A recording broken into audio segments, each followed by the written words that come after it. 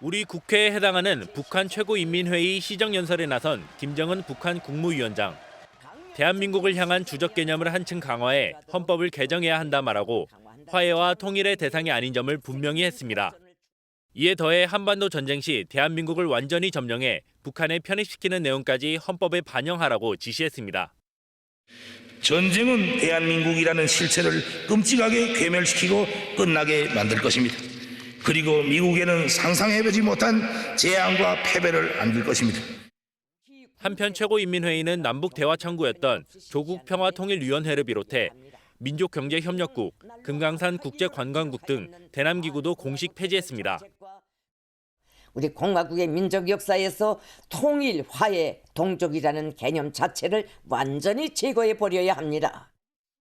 남한과의 교류를 단절하겠다는 건데 군사적 충돌 등 우발 상황에 대한 관리가 어려워졌다는 분석이 나옵니다. 북한이 이번 최고인민회의를 계기로 전쟁 분위기를 끌어올리면서 내부 결속을 강화하고 대선을 앞둔 미국도 위협하는 것으로 풀이됩니다. 김정은은 적들이 건드리지 않는 한 일방적으로 전쟁을 하지는 않겠다며 여지를 남겼습니다. 윤석열 대통령은 국무회의에서 북한의 잇단 도발을 대한민국을 균열시키기 위한 정치 도발 행위로 규정하고 도발하면 몇 배로 응징하겠다고 경고했습니다. 전쟁이냐 평화냐를 협박하는 북한의 위장 평화 전술은 더 이상 통하지 않는다고도 강조했습니다.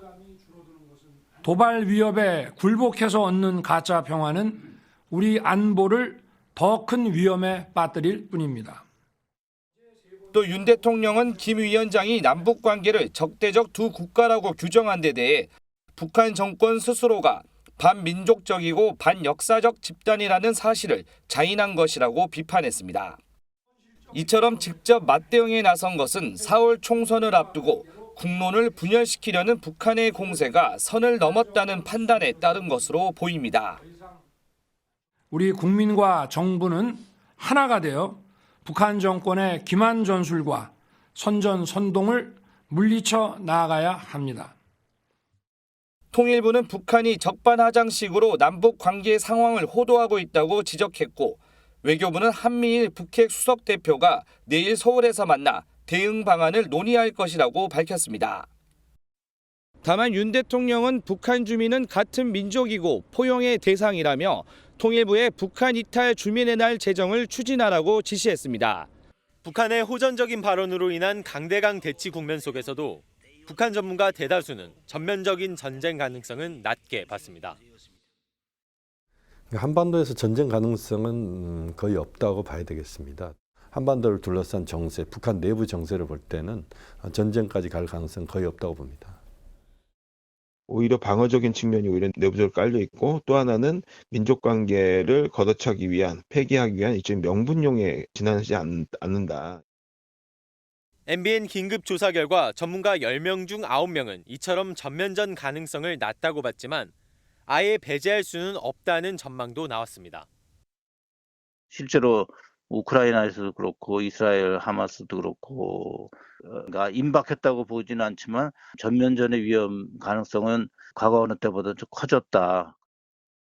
전면전 가능성에 대해서는 회의적인 시각이 많았지만 우발적인 충돌이나 국지전 가능성에 대해선 10명 중 6명이 우려했습니다. 의도적이든 의도하지 않든 간에 군사분계선 주변에서 무력 충돌이 일어나면 확전으로 비화될 가능성이 그 어느 때보다 높다. 이 전문가들은 한미일 공조 체제를 유지해야 한다고 강조하면서도 이 문제 해결을 위해서는 외교적인 해법도 함께 가동해야 한다고 조언했습니다.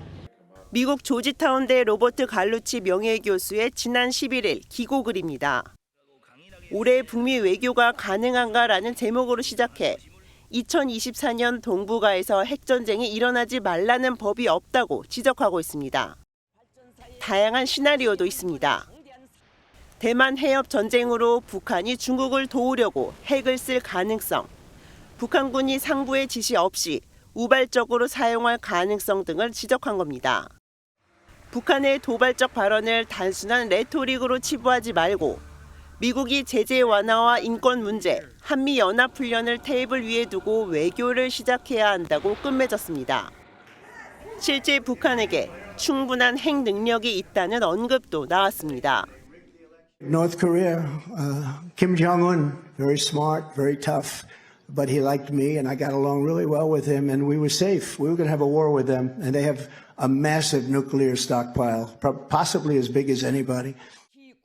미국은 상황 관리에 들어간 것으로 보입니다.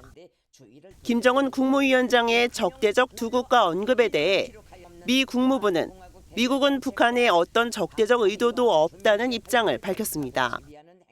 다만 남북관계는 평화에 필수적인 만큼 대화 거부는 실망스럽다며 북한의 반복적인 안보리 결의 위반에 대해 동맹국들과 상의하겠다고 덧붙였습니다. 지난 2018년 판문점에서 열린 남북 고위급 회담. 북측 대표 리선권 조국평화통일위원회 위원장이 남측 기자의 질문에 불쾌감을 드러냅니다. 엄중한 사태가 어디서 조성된 걸 뻔히 알면서도 나한테 그거 해소됐나 물어보면 되나. 앞으로 이런 질문은 무례한 질문으로 우리가 치부할 수 있습니다. 당시 리선권은 거친 언사를 서슴지 않는 대남 실세로 불렸습니다. 1961년 노동당 외곽단체로 만들어졌던 조평통은 김정은 시대인 2016년 정식 국가기구로 격상돼 통일부의 맞상대 역할을 했습니다. 하지만 2019년 하노이 북미 정상회담이 결렬된 이후 남북관계가 경색되면서 조평통은 사실상 활동이 중단됐습니다.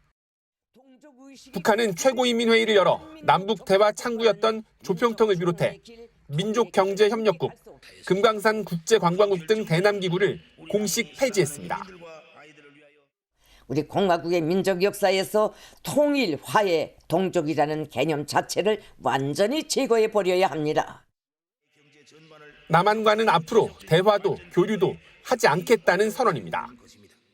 이로써 남북 간 최소한의 대화 창구마저 사라져 군사적 충돌 등 우발 상황에 대한 관리가 어려워졌다는 분석이 나옵니다. 북한이 말도 점점 더 거칠게 또 도발 수위도 높이면서 현재 한반도 상황은 한국 전쟁 이후 가장 위험하다는 미국 전문가들의 진단까지 나오고 있죠. 정치부 강재묵 기자와 현재 남북한의 상황 분석해 보겠습니다. 어서 오십시오. 앞서 전해드린 기사를 보면 사실상 남북 관계가 끝난 거 아니냐는 우려가 나올 수밖에 없습니다. 네, 맞습니다. 남북 관계는 지난 1972년 7.4 남북 공동성명과 함께 시작됐습니다. 네. 이번에 북한이 조선평화통일위원회를 비롯한 이 대남기구를 정리했는데요. 이 당국 간 회담이나 이 경제협력사업, 이 민간 교류 등 아무것도 하지 않겠다는 의미인 만큼 50년 넘게 이어진 이 남북 간의 관계가 사실상 끝난 것 아니냐는 분석까지 나오는 중입니다. 네. 이 김 위원장은 어제 이 최고인민회의에서 이 평양 남쪽 관문에 있는 이 조국 통일 3대 헌정 기념탑의 철거를 주문했는데요. 네. 이 조국 통일 3대 헌정은 이 과거 김일성 주석이 제시한 통일 원칙인데 이 할아버지의 업적을 기리려고 만든 탑까지 철거하겠다는 의지를 보인 겁니다. 잠깐만요. 북한은 독재가 세습되는 체제 아닙니까? 그런데도 선대에서 추진해온 정책까지 다 부인한다 이겁니까? 맞습니다. 아울러 남북 교류의 상징이던 이 경의선, 이 북측 구간을 회복 불가한 수준으로 만들라고도 지시했는데요. 이 경의선을 비롯한 접경 지역에서의 남북 연결 사업은 이 앞서 김정일 국방위원장이 남긴 업적입니다. 즉, 이 할아버지 김일성의 통일 업적은 물론 이 아버지 김정일의 유산마저 부정하고 있는 겁니다. 이 발언이 나온 최고인민회의 어떤 의미가 있다고 봐야 될까요? 이 최고인민회의는 이 북한의 입법부에 해당하는 기관입니다. 이 한국의 국회로 생각해 주시면 될 것 같습니다. 다만 최고 주권 기관으로 이 기능을 겸하고 있기 때문에 이 헌법과 법률 개정을 비롯해 이 국가 정책의 기본 원칙 수립 등 이 북한 헌법상 이 모든 국가기관에 대한 권한을 갖고 있는 기관입니다. 우리 국회보다 훨씬 이 강력한 권한을 갖고 있는 셈입니다.